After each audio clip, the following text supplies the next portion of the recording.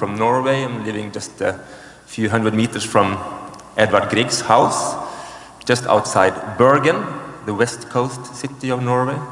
And we also went through some wild youthhood stuff, which he was tipped about from Jacob when we went to Salem the other day, and where he told me that he's from Illinois, and I said, Chicago, Illinois.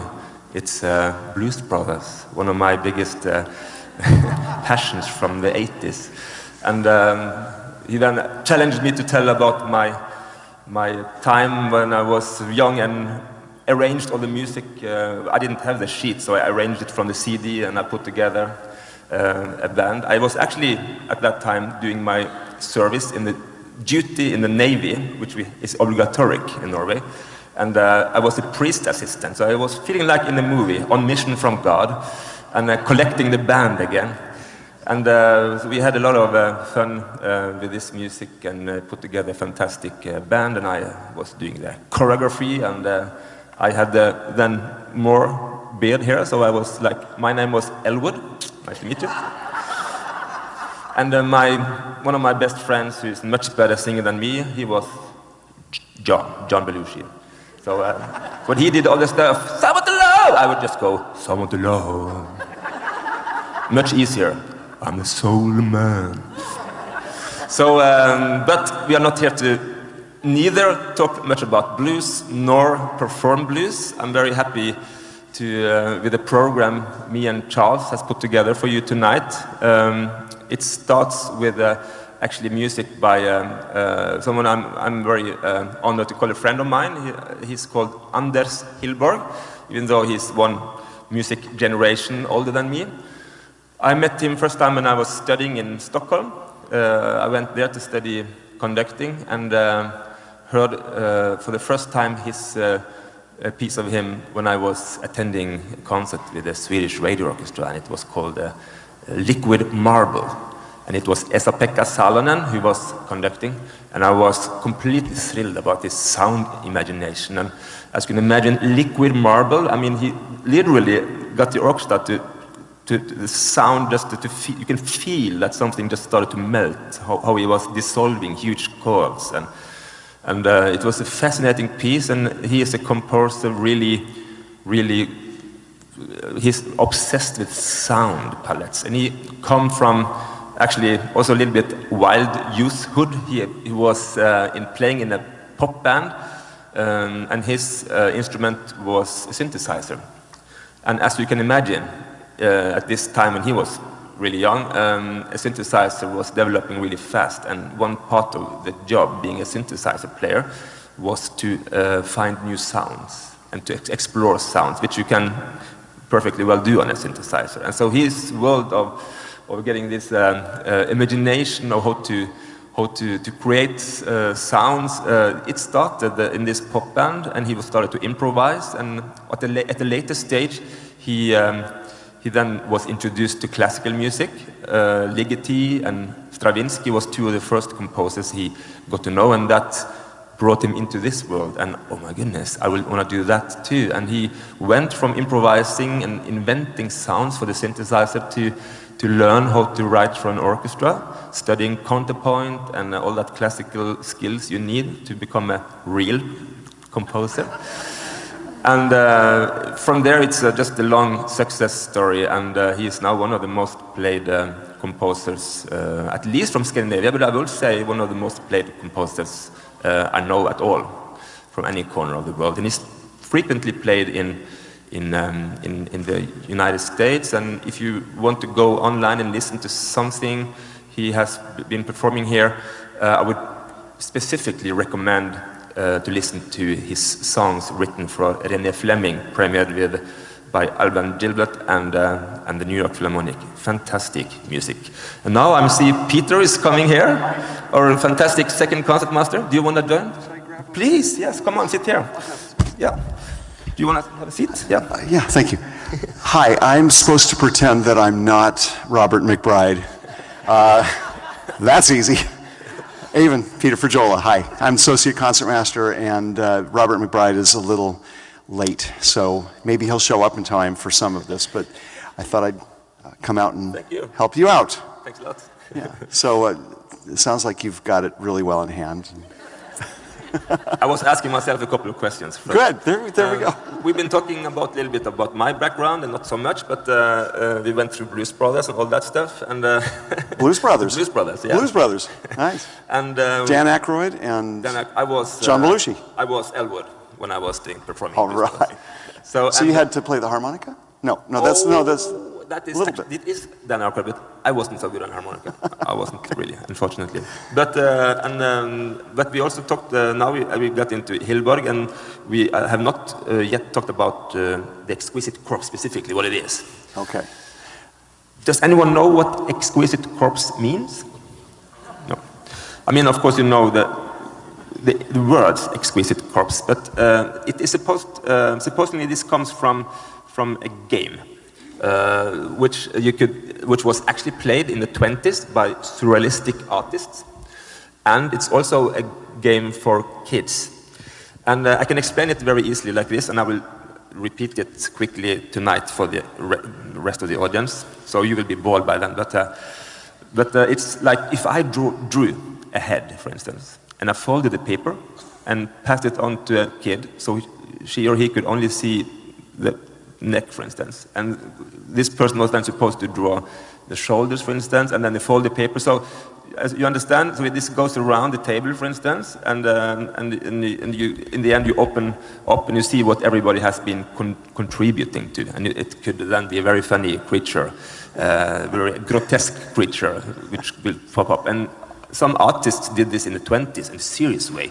They were drinking together, meditating together, and they were painting together in this way, and they thought that their elitistic community of great artists together would create some kind of art higher than what they could do by themselves. Yeah, it's interesting. I'm not sure if they really succeeded in that, but the idea was very good. And the words Exquisite Corps apparently comes from, and this is very well explained in the program. It comes from when this game was played with words, where you write a word and you continue and you don't know which story or line you are finishing. And then apparently something, I always say this wrongly, but approximately the word is the Exquisite Corpse enjoying the new wine or something like this. It was one of the most famous, legendary lines to appear from this game. And then this game was called Exquisite Corpse. So what does that have to do with this piece? Well, as you can imagine, it's not so easy to play this game with yourself. But this is what Anders Hillborg has been trying to do. He has been taking pieces of his own material, like liquid marble, for instance, and also fractions from composers who inspired him, like Ligeti, Stravinsky, and other composers. And in the very end, you will actually even hear a quotation from Sibelius' 7th Symphony. And that was a tribute to him, since the 7th Symphony by Sibelius was commissioned by the Stockholm Philharmonic, as was this piece. So that was the idea of it. And then he has been trying to schmooze it together and make it not like a grotesque creature, but he was doing it more beautiful than it would have been if he had been doing this with these actual composers on the real way. When I hear you explain that, I always think of a game that I grew up playing when I was a little kid. Maybe it's local to Salem, Oregon or something, I don't know, but we called it telephone. And one person would say something in somebody else's ear, and then you'd have to repeat that to the next person, and they would sort of retell the story, and then it would go around, and by the time it got back around to the original person, it wouldn't resemble the original story at all, but yeah, I don't know. We do that in Norway too. It's a funny game. Very good. And also adjective stories is also within the same genre of games. Like if you pre-write a story and you leave out a few words, and then you ask the audience to, okay, could you see yellow or emotional and pretty, and then you fill in the gaps, and it could eventually become a very funny story. It's also cool. Well, I see that Peter Frajola is here already, so Robert McBride will check out. Thank you very much. Thanks. Thank you, Peter. You know... Welcome. Oh, thank you. You know, it's really comforting in a way to know that I'm really not needed at all. No. Oh, don't say that. I can stay home, and you guys are great together. Yeah. We went through Blues Brothers and Grieg's House and those things. Okay, good. I see you covered all those. Great. And Exquisite Corpse, as you had. Yeah. You know, if you had multiple personalities, you could play Exquisite Corpse by yourself, and it would be just fine. I'm surprised that some winery hasn't called themselves Exquisite Corpse, but maybe they thought it wouldn't sell. I don't know. I have no legitimate excuse for being so pathetically late today, except that I'm caring for a sick dog and I'm worried about him, and I had 2 o'clock in my mind as the time that the concert starts. And then suddenly I realized that it was 1 o'clock. Oh, man. No worries. It's a good thing I live close by. So, last night's concert was really fun. Thanks. I sat up there and I really enjoyed it. It was spectacular. And it struck me that you were working these guys pretty hard with this program. Well, they are a very easy orchestra to work. They are so motivated to work and to play and to do better. So it's just a pleasure to. It's not a. When you say working them hard, it sounds like I have to whip them and come on. It's not at all. With some orchestra, it is actually. There are many lazy orchestras in the world. I've been conducting mostly in Europe. I will not tell which ones, but of course. But when you meet an orchestra which really wants to work, it's so enjoyable. Yeah. And with this orchestra, I almost had the feeling that we could have worked more. That maybe I said finished or earlier than maybe they would to do more. So that's a good way of a good feeling that you don't leave go home from a rehearsal and feeling that they are so boring and now we are tired. Yeah, because you can work so hard and in the end not be tired, come out feeling exhilarated because it was so rewarding. It was rewarding for me, sitting up there listening last night. I hope it was for you. You really are in store for a spectacular concert. I don't know if I'll get a chance to talk to James Ennis this time. So would you please tell him about Anders Hillborg's violin concerto? Pardon? To tell him about... Yes, I will tell him about this. Suggest that he should look into it. Fantastic piece. It would be great to have him come back and play that. Yeah. I have a couple questions about Norway, your homeland. I've never been there, but I've looked at a lot of pictures of Norway, and it's so incredibly beautiful. And Norwegians have the reputation of being a little more open and fun-loving than the other Scandinavian folks. Do you think that's true? Yes, I mean, it's funny when you meet people from the neighbor countries. They have the idea of a stereotype Norwegian or the Danish. And let's say the Danish, they are the southest, closest to Germany, so the most continental. They are part of so they are the more. They are drinking schnapps and beer, of course we all do, but they are, the little bit lazy ones and more enjoying the life and more backleaned. The Swedish, they were neutral during the Second World War, so their industry got one generation ahead of Denmark and Norway, which has this interesting result that they are much earlier more like sophisticated and more, concerned about everything like fashionable and more, the materialism got one generation ahead of us, let's say, put it that way. So they are really nice, but can also be a little bit superficial and always smoothing things and soft and everything should be nice, Norwegian, we are more like, going to the mountain, yes, and here we go, and so we are really up and fresh and good morning, everybody. So, I mean, if they would tell us stereotype Norwegian to go on holiday, well, he would be the boring one who wakes up at 7 o'clock and wants to have a walk before breakfast. And and I'm also walking a lot, but I haven't done all my life. I've also had a lazy period of my life, so it's not that I've been a stereotype Norwegian ever, always. But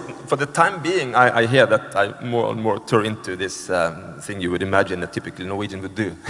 And the Finns? The Finns, that is a thing that they are not really Scandinavian, if you should be really, because Scandinavia is actually not only a group of people, it's also geographically exact, so to speak, so they are a little bit too far east for that, so they're not part of the Scandinavian, but they are included in the Nordic countries.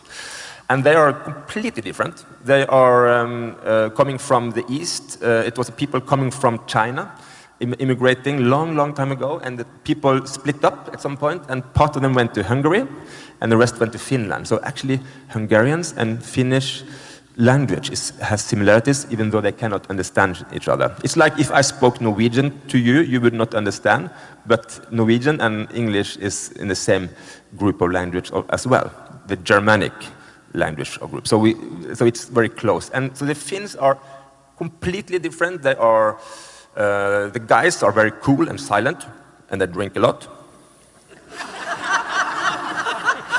And the women are very strong, very powerful.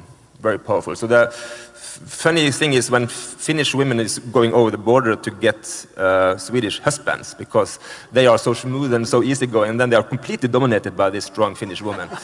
So it's women. So it's really it's a terrible combination, but it's good for the Finnish women. Let's put it that way. So, you know, a really interesting opera could arise from all of this, you know. Maybe somebody like Wagner could really stir all this together. I guess he kind of did in The Ring, sort of, kind of. Yep. So when you go to these different countries, and you've been to many, how many? How many countries have you conducted in, do you know? Oh, wow, that's a good question. I mean, I don't think I have covered all European countries, but most of them, all the significant, let's put it that way. Right. If it, there are some smaller countries, and some. I have never been to Bulgaria, and I've never been to Slovenia, but not yet. Albania, not yet. But I've been to conducting the most in the most. So, how much cultural difference do you notice when you go to these different orchestras in these different countries? Well, luckily there's a lot of similarities. I mean, I try to focus on, I have a friend who always gets annoyed when he's anywhere. When I was living in Vienna many years ago, he rented my apartment, and he borrowed my apartment, which I was renting, and I was not there. Every day it came a message, oh, I'm so annoyed by these arrogant Viennese people, and blah, blah, blah. And you could always go dig into the differences and look at the differences and get annoyed by them, but arrogant French, superior British, and exact Swiss people, and German organized. You know, there's so many things you could get annoyed by. But it's a good thing with music, and that is, I think, today more necessary and important than at any point in the history, with having our multi-global situation with sometimes difficult global politics. I think music is something which speaks through the borders and goes through the cultures. And you find so many, it's so easy to find things to relate to and associate to, and similarities between the countries when you're doing music.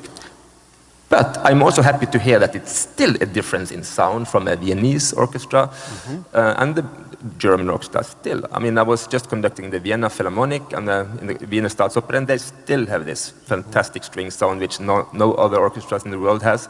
And if you go to an old-fashioned, old East German orchestra, they will still have this darkish sound. So not yet has everything become similar. So I think that is good, because we want diversity in music as well. Right. And music aside, all of the things that make us different from other individuals and other cultures are a tiny fraction of the ways in which we're the same. Exactly. We're all stardust. And we're all bozos on this bus, too. Yes. So, James Ennis reminded us last night of what an amazing and wonderful musician he is. I never miss a chance to hear James Ennis play the violin, no matter what he's playing. And if you like his playing of the Walton Concerto, which is magnificent, you can buy the recording on the table in the lobby, and a lot of other recordings too. He must be really delightful to work with. How much back and forth have you two had about your approach to this concerto by Walton? Not much. I mean, I know James already. We worked together many years ago, and I know that he's very organic in the way he's approached the music. It's so, there's no bullshit about his playing. It's very honest and very